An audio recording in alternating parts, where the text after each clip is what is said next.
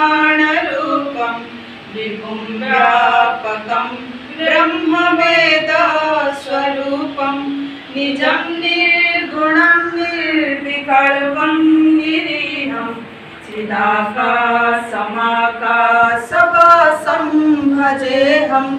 निराकारमोकारमूलं तुरीयं निराज्ञानगोतीतमीशं गिरीशं कराळं महाकालकालं कृपालं गुणागारसंसारपारं नतोऽहं तुषाराद्रिसङ्काशगौरं गभीरं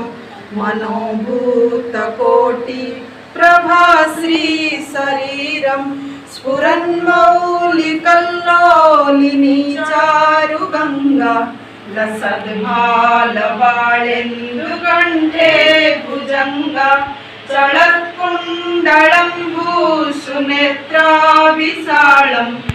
निर्मूलनं शूलपाणिं भजेऽहं भवानी पतिं भावगम्यं कलातीतकल्याणकल्पान्तकारी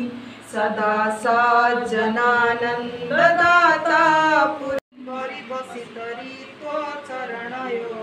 न कस्य उन्मत्तो भवति शिरसस्वयमनति अखण्ड ब्रह्माण्ड क्षयचकित देवासुरकृपा